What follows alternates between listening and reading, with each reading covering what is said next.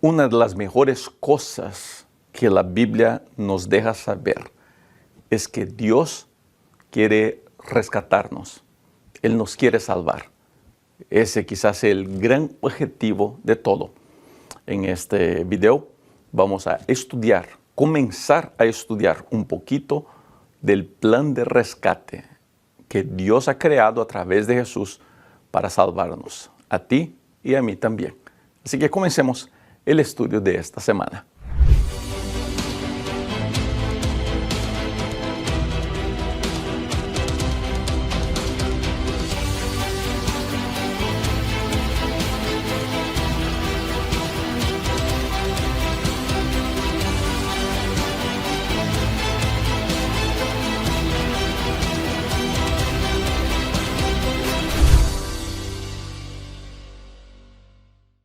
Muy bienvenida, querida amiga y querido amigo, aquí a mi canal. Soy Rubén Bullón y este video es el estudio de la lección de la escuela sabática, lección de número 4, que trae como título ¿Cómo nos rescata Dios?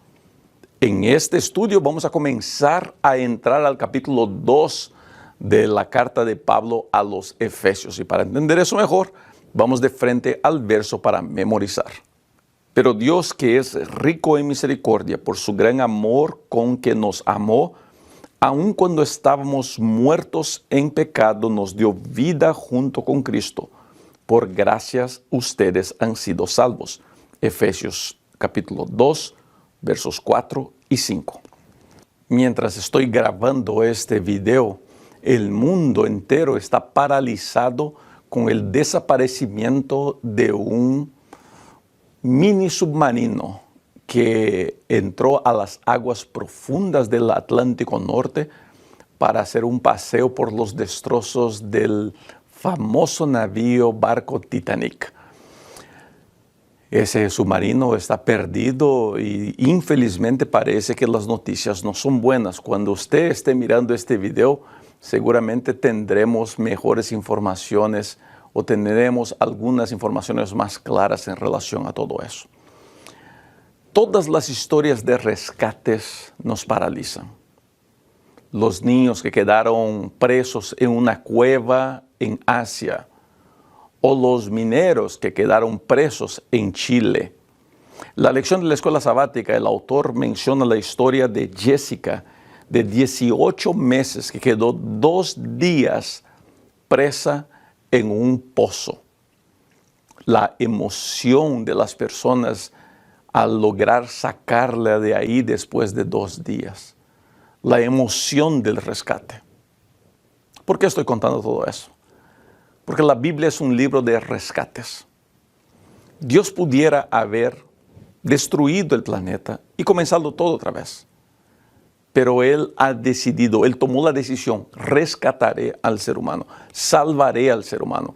La Biblia, la historia de la humanidad, no es otra cosa sino una gran historia del rescate de Dios. De cómo Dios, a través de Jesús, quiere rescatar un pueblo que no quiere ser rescatado. Eso es lo más interesante de esa historia bíblica. Querido, recuerde bien un principio bíblico, ¿está bien? El principio bíblico que usted jamás se puede olvidar es de que Dios quiere rescatarnos a nosotros. Dios no nos quiere castigar. Dios no está buscando castigar a sus hijos. Dios no está buscando maldecir. Dios no está buscando destruir. Dios está buscando rescatar. Todos los detalles de nuestra vida, todos los aspectos de lo que nos pasa, es permitido por la mano de Dios con el único objeto de salvarnos y de rescatarnos. Si hay una decisión que deberíamos hacer urgentemente, es la decisión de aceptar el rescate de Dios, de permitir que su mano poderosa nos alcance. Déjate alcanzar por Cristo. Gracia es el brazo extendido de Dios queriendo salvar a la humanidad. Y hoy día quiero invitarlo a usted a aceptar esa salvación, a aceptar ese rescate. Verá cómo eso hará una diferencia muy grande en su vida.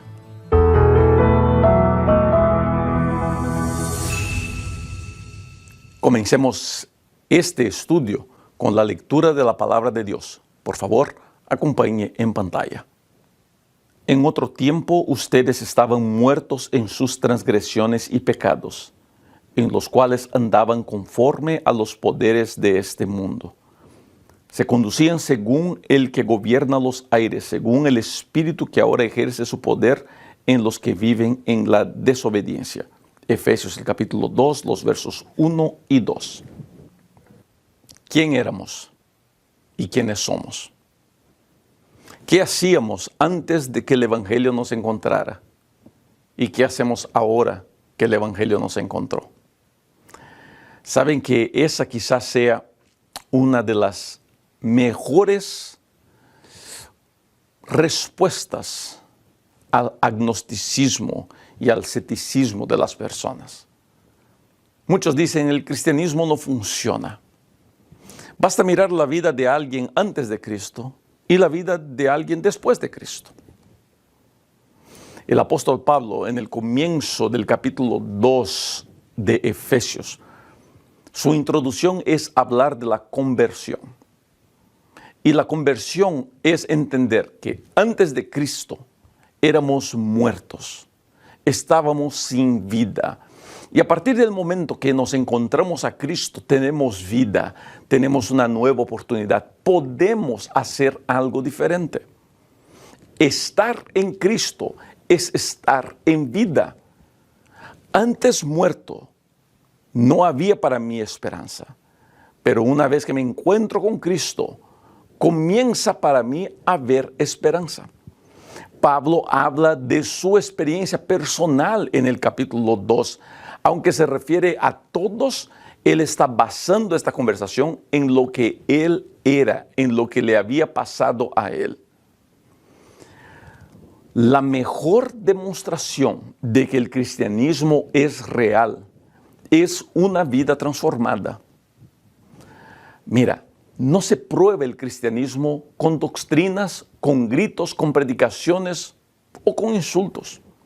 No se prueba el cristianismo con el orgullo de tener la verdad. La doctrina es muy importante y siempre será muy importante buscar la verdad. Pero el cristianismo se muestra al mundo a través de una vida transformada. Alguien que era un descontrolado, alguien que maldecía, alguien que golpeaba, alguien que abusaba, ahora encontrado con Cristo, es restaurado, es sacado de esa vida de muerte. Querido, si tu cristianismo no muestra cambios en tu vida, a lo mejor nunca has entendido qué es el cristianismo. Es por eso que muchos que no son cristianos no quieren seguir el cristianismo. Porque al mirar la vida de los que son cristianos, no ven cambios reales. Antes insultaba, ahora insulta. Pero el insulto era diferente. La actitud sigue la misma. A mí me duele mucho cuando yo veo religiosos cristianos adventistas peleándonos, atacándonos, insultándonos. ¿Cuál es el objetivo que esperamos alcanzar con eso? ¿A quién queremos impresionar con gritos e insultos?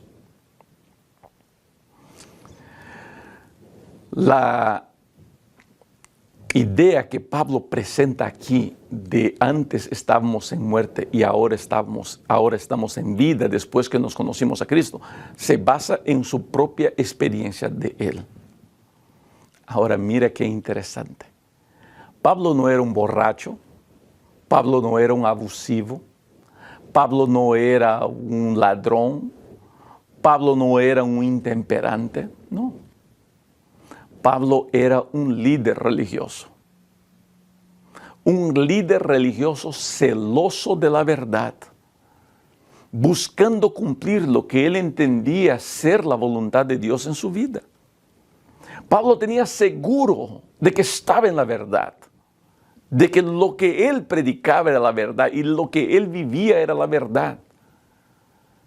Yo puedo creer que estoy en la verdad, pero si no tengo a Cristo, no importa qué tan buen miembro de iglesia sea, no importa qué tan líder sea o qué tal pastor sea. Si estoy sin Cristo, estoy muerto, aunque mi ropa sea de vida. ¿Me hago entender? Es posible ser un religioso muerto sin Cristo. Pablo era ese tipo de religioso muerto sin Cristo. Es posible ser un religioso muerto sin Cristo. Es posible ser un guardador del sábado y estar lejos de Cristo. Es posible ser vegetariano y vegano y estar lejos de Cristo. Pero es imposible estar en Cristo y no ser bueno. Es imposible no estar en Cristo y no estar vivo. Por eso no se trata de a qué religión vas o cuál ley guardas o cómo interpretas la Biblia. Obvio que eso tiene su importancia. Pero lo más importante de la caminata cristiana es, ¿he tenido yo un encuentro real con Cristo todos los días? ¿Estoy muerto o estoy vivo en Cristo? Esa pregunta solamente usted la puede contestar. Y yo le invito a que conteste esa pregunta ahora en los comentarios al escribir: Señor, yo estoy vivo en ti. Esa será nuestra oración de este estudio. Señor, yo estoy vivo en ti. Por favor, escriba eso en los comentarios como una linda oración de entrega a nuestro Señor.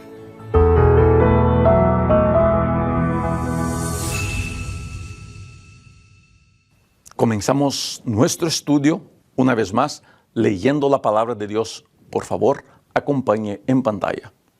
En ese tiempo también todos nosotros vivíamos como ellos, impulsados por nuestros deseos pecaminosos, siguiendo nuestra propia voluntad y nuestros propósitos.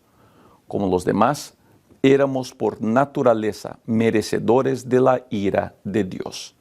Efesios el capítulo 2, verso 3. ¿Cuál es la gran batalla del ser humano? ¿Cuál es la gran lucha del ser humano? Muchos tienen dificultad en entender este punto y por eso viven una religión fría y infeliz. Muchos llegan a creer que vida religiosa es combatir pecados. Es por eso que la predicación de muchos religiosos es atacar y atacar y atacar. Predicar contra el pecado A, contra el pecado B, contra el pecado C. Se dedican a atacar a aquellos que viven de manera diferente de ellos, que creen de manera diferente de ellos. Atacar al pecado. Llegan a usar citas de Elena de White sin entender bien lo que Elena de White quiere decir al usar llamar el pecado por su propio nombre, sin nunca darse cuenta de que Elena de White en esa cita nunca le dio autorización a nadie para llamar el pecado de su hermano por el nombre y sí mirarse al espejo y llamar su propio pecado, reconocer sus propias fallas. La vida religiosa, cuando se trata de atacar pecados, es una vida infeliz y vacía. La vida religiosa, para que sea feliz, tiene que partir de un principio correcto. Nosotros tenemos en nosotros una bestia enjaulada. Tenemos un animal que nos controla. A ese animal podemos llamarlo naturaleza pecaminosa. Todos nosotros nacimos así. Pablo dice eso en el verso 3. Éramos hijos de la ira, hijos de la maldad. Somos malos, tenemos naturaleza pecaminosa, nacimos con naturaleza pecaminosa. Para nosotros es mucho más fácil pecar que no pecar. Pastor, si es así, entonces yo no debería estar atacando al pecado, predicando contra el pecado, luchando contra mis pecados. Y la respuesta es no. No. Entonces, ¿qué debería hacer yo, pastor? Cristianismo no se trata de vencer mis pecados. El objetivo de la fe cristiana no es vencer mis pecados, y sí tener una transformación de mi carácter. Cristo viene a mi vida para transformar mi carácter, para moldearme según su santa y bendita voluntad. Cristo entra en mi vida para cambiar, para transformar, para limpiar. El trabajo de Dios es en el carácter y no en las obras, porque las obras pueden cambiar sin que el carácter cambie, pero el carácter cambiado siempre hará que las obras cambien. ¿Me hago entender? Yo puedo dejar de cometer actos, obras de maldad y tener un corazón malo. El gran ejemplo de eso, Pablo. Él hacía buenas obras con un corazón malo. Solamente cuando tuvo un encuentro con Cristo y su corazón fue transformado, es entonces que comenzó a hacer obras buenas. Mi corazón transformado me hará obras buenas. Mi corazón no transformado puede hacer obras buenas, pero siempre con maldad por detrás. Por eso, querida amiga, querido amigo, lo que más tenemos que buscar es decir, Señor, transforma mi carácter, transforma lo que soy, hazme un hijo de la luz, sácame de la familia de las tinieblas. Crea en mí, oh Dios, un corazón puro, restaura adentro de mí un espíritu recto. Esa debería ser nuestra oración todos los días. Si Dios transforma nuestro carácter, todo a nuestro alrededor será transformado.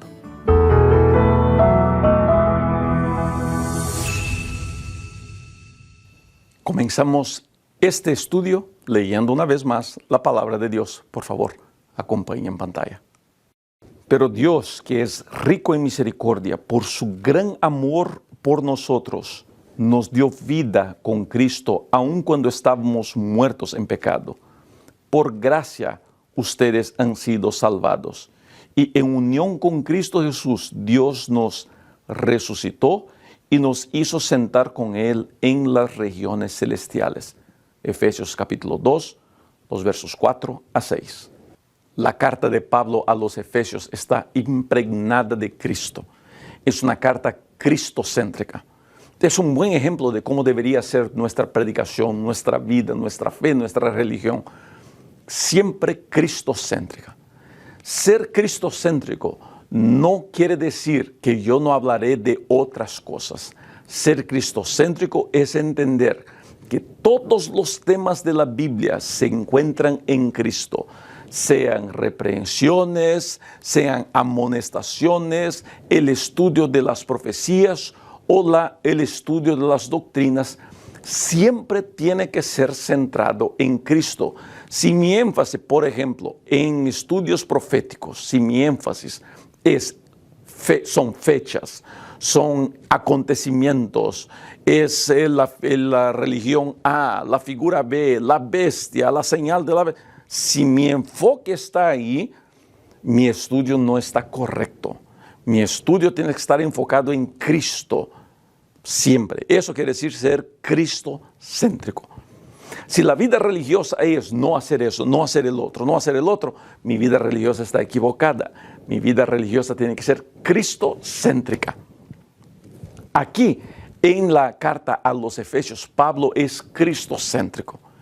Y una de los efectos de ser cristocéntrico es el hecho de que Cristo se propone a hacer algo interesante en la vida de todos aquellos que lo aceptan.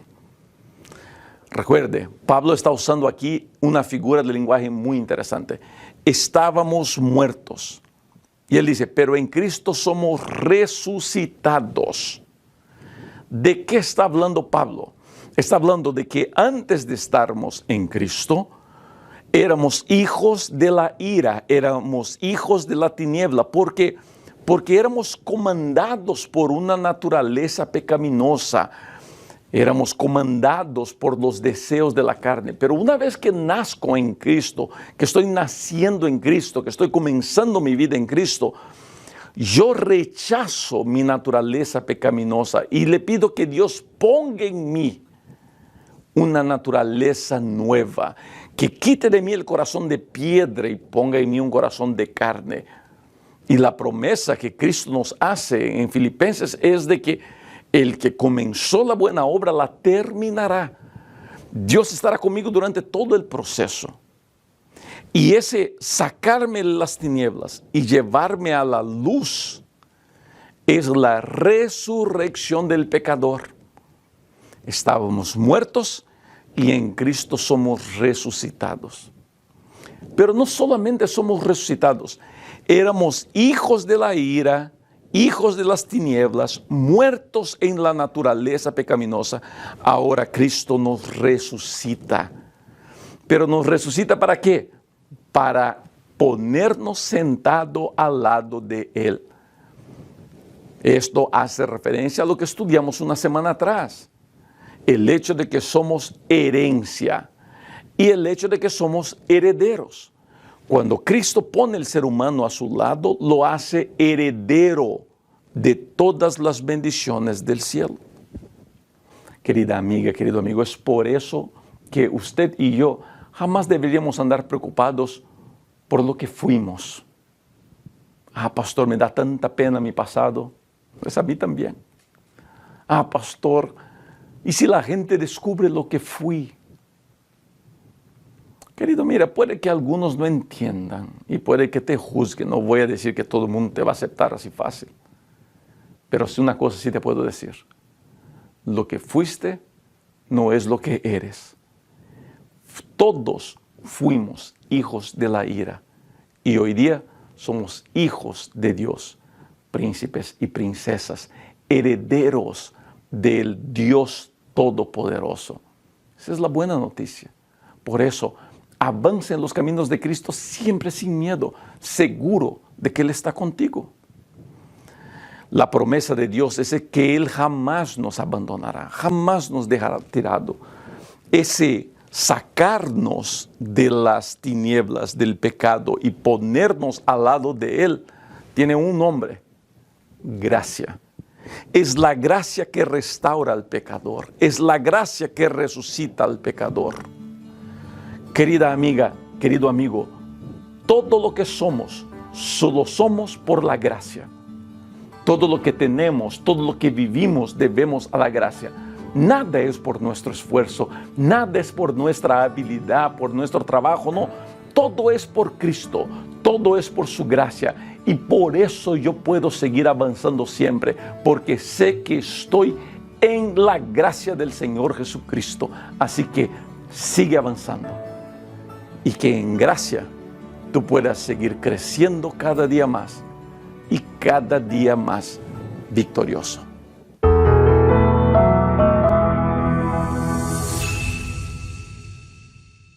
Nada más hermoso que una ceremonia de graduación. Me acuerdo de mis graduaciones, la alegría del abrazo. Hace algunos años, hace un año y poquito, tuve la alegría de ver la graduación de mi hija más grande en la escuela secundaria. El próximo año será la graduación de mi hija más pequeña en la escuela primaria. Son momentos de fiesta, de celebración.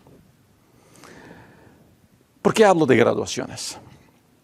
Porque hay un error que cometemos muy a menudo en la iglesia, que es pensar que el bautismo es una graduación. Es por eso que algunos buenos hermanos dicen así: pastor, no se puede bautizar a esta persona porque no ha estudiado todavía, no conoce las doctrinas todavía, pastor. Tiene que terminar la fe de Jesús. Y querido, aunque es muy importante conocer las doctrinas y saber qué es el bautismo, tener una clara noción de qué es lo que creemos, aunque todo eso, sin lugar a duda, es importante, no podemos tratar el bautismo como una graduación. Deberíamos tratar el bautismo como un comienzo. Pensar que alguien se gradúa en Biblia, que alguien se gradúa en la fe de Jesús, es una ilusión. Así también, nadie se gradúa en gracia. Nadie se gradúa en crecimiento espiritual. Nadie se gradúa en discipulado. Nadie se gradúa en estudio de la Biblia. Es por eso que de manera personal y basado en los principios de interpretación bíblica de la Iglesia Adventista, yo les puedo decir eso. Creemos en lo que creemos. Estamos seguros de nuestras doctrinas, pero creemos en el principio de la verdad progresiva. ¿Qué quiere decir eso? Que la verdad se va revelando progresivamente. En otras palabras, aunque creemos en todo lo que creemos, no creemos que sabemos todo de la Biblia o que tenemos toda la verdad. Creemos sí que tenemos la verdad, pero siempre abiertos, ojo aquí, a la posibilidad de que se entienda mejor el texto bíblico y de que por la iluminación de Dios se conozca algo más. Vuelvo a repetir, lo que creemos como Iglesia Adventista, creo yo que es la verdad, pero no creo que ya nos hayamos graduados en verdad bíblica. Estamos todavía gateando, estamos todavía aprendiendo de Biblia. Nadie se gradúa en nada de la vida religiosa. La venida de Cristo también no es una graduación. Pasaremos la eternidad estudiando. Por eso me entristece cuando alguien dice, no, pastor, yo ya sé todo. A mí no me dé más clases. Yo tuve un anciano que una vez me dijo eso, pastor, ya no me den clases de seminarios de iglesia. Yo ya sé todo. Nadie sabe todo. Dios es el único que sabe todo. Uno de los principios que la Biblia nos enseña está en Efesios capítulo 2, el verso 7, y usted puede acompañar en pantalla la lectura de ese texto. Para mostrar en los tiempos venideros la incomparable riqueza de su gracia, que por su bondad derramó sobre nosotros en Cristo Jesús. La gracia será algo que siempre nos va a acompañar. No nos graduamos en gracia. La gracia siempre estará con nosotros. ¿Por qué? Porque siempre nos recordaremos de que lo que estamos viviendo no es por nuestros méritos. La paz y la salud que tenemos no es por nuestros méritos, es por la gracia. La oportunidad de sermos felices no es por nuestros méritos. La salvación y en el futuro poder vivir con Cristo en el cielo, poder vivir la eternidad en la Nueva Jerusalén, no es por nuestros méritos. ¿Se da cuenta? Por eso la gracia siempre estará con nosotros y nunca nos graduaremos en ella.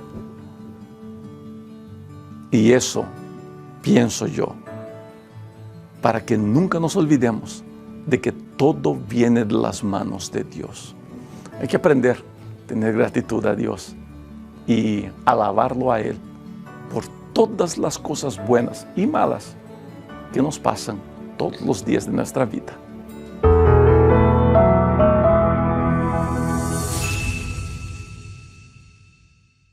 Comencemos este estudio con la lectura de la Biblia, con lo que es conocido el pasaje más importante del estudio de la gracia. Acompáñenme en pantalla, por favor.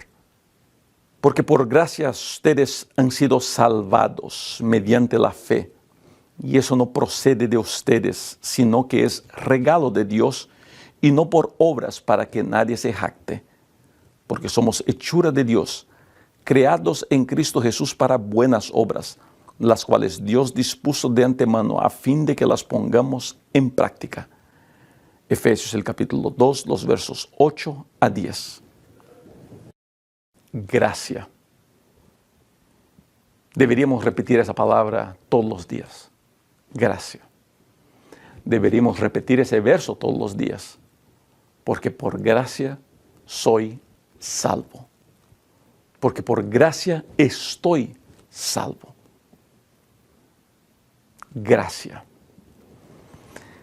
Gracia es Dios entendiendo nuestra incapacidad de sermos perfectos. Y no, cuando yo digo eso, no estoy cuestionando el poder de Dios. Estoy afirmando la incapacidad y la limitación humana. Pastor, pero Dios no tiene poder. Dios tiene poder para todo. Pero Dios en su infindable sabiduría ha respetado el libre albedrío del ser humano. Entonces, imaginar que Dios va a forzar mi perfección porque Él tiene poder es claramente no entender quién es Dios. En esta vida no seremos perfectos porque tenemos una naturaleza imperfecta. Cuando Cristo venga a la tierra, la Biblia es muy clara al mostrar que cuando Cristo venga a la tierra, entonces seremos transformados. Y lo que es corruptible se vestirá de incorruptibilidad. ¿Te das cuenta? Por eso la gracia es tan importante. Porque la gracia me cubre y me protege de todas mis limitaciones. Por gracia estamos salvados. Por gracia somos rescatados. No hay nada que yo pueda hacer para añadir a mi salvación. Eso no quiere decir que yo no debería hacer el esfuerzo. Eso no quiere decir que yo voy a vivir la vida toda pecando porque pues hay gracia. Comúnmente quien usa ese argumento pues es una persona que nunca ha entendido la gracia y pues está perdida en su propio fanatismo.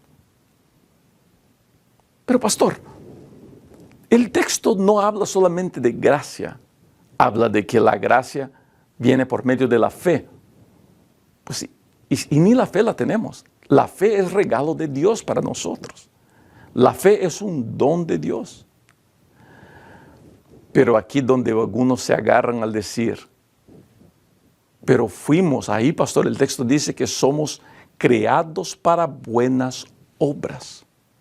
Entonces sí, pastor, las buenas obras tienen lugar en la salvación del ser humano. Y querido, vuelvo a repetir, no tienen.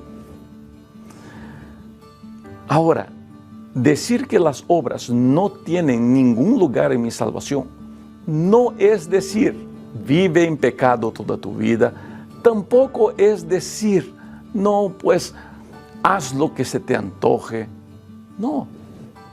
No estoy diciendo con eso que las obras no sean importantes. Lo que es sí importante entender es de que la gracia está por encima de todas las cosas y gracia es la demostración del amor de Dios para con nosotros. En la lección del día viernes voy a hablar un poquito más de las obras y de su papel en nuestra vida. Hoy día, lo que quiero que usted recuerde es gracia. Soy salvo por gracia. Así que hoy día, ¿por qué no sacas tiempo para agradecerle a Dios por esa maravillosa gracia? Esa gracia magnífica que nos ha rescatado. ¿Cuántos de nosotros podemos afirmar hoy día que somos personas completamente diferentes de lo que un día fuimos? ¿Por qué eso? Por la gracia. Cristo es todo. Él hace todo. Lo único que tengo que hacer es aceptar. Te invito hoy día.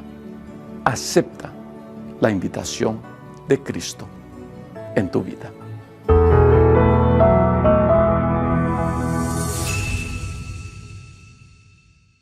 Llegamos al final de este estudio.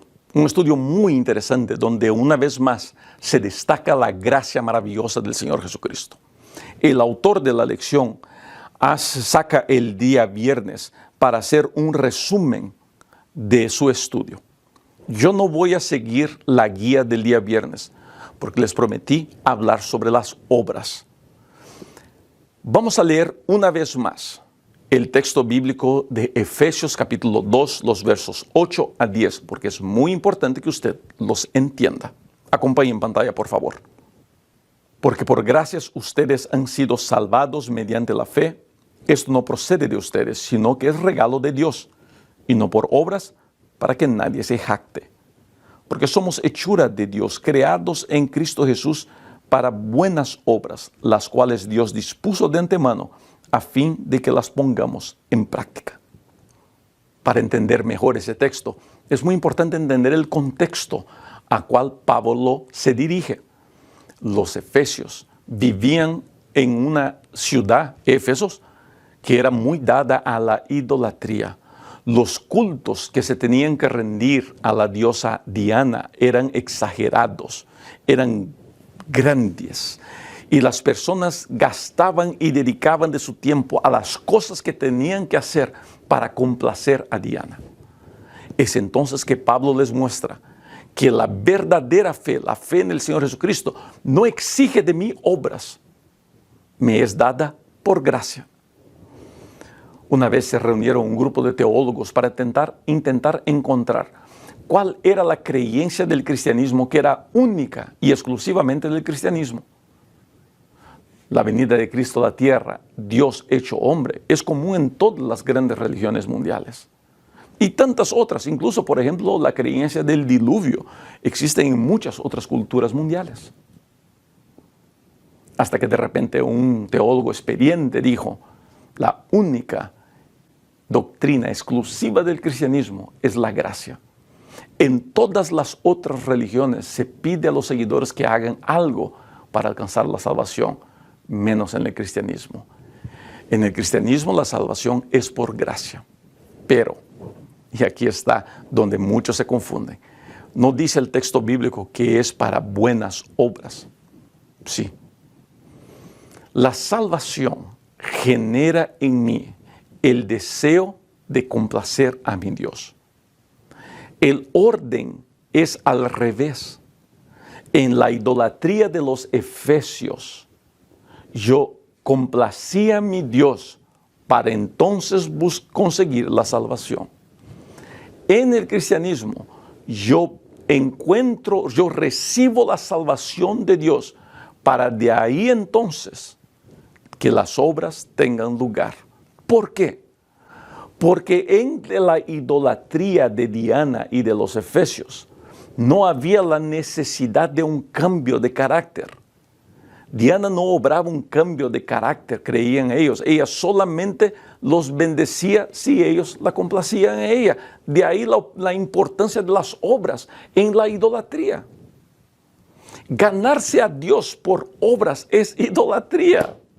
¿Entiende eso? Con Cristo la situación es diferente. Cuando la salvación llega a mi vida, comienza una transformación de mi carácter. Yo me esfuerzo por las buenas obras, pero ellas, a medida de que mi carácter va siendo moldeado a la voluntad de Dios, el esfuerzo pasa a ser menor y las obras pasan a ser naturales. Y un gran ejemplo de eso es el sábado. Yo no guardo el sábado para ser salvo, ya dije eso aquí. El sábado no juega un papel en mi salvación. Salvación es solamente por la gracia.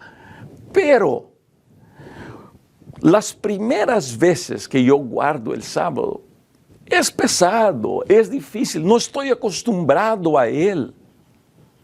Pero con el tiempo mi carácter va siendo moldeado, mis gustos van siendo moldeados. Guardar el sábado pasa a ser algo natural para mí. Lo mismo vale para mi dieta, lo mismo vale para mis relaciones personales, lo mismo vale para mi matrimonio. Las obras pasan a ser naturales. Las obras entonces en la vida del cristiano no son objetivo, son consecuencia.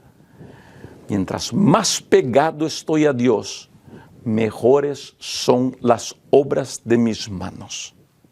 Ellas al principio son difíciles, pero con el tiempo se van tornando más y más naturales. Vuelvo a repetir, jamás nos graduaremos en buenas obras. Pero una cosa puedo saber, que mi naturaleza y mi carácter van cambiando.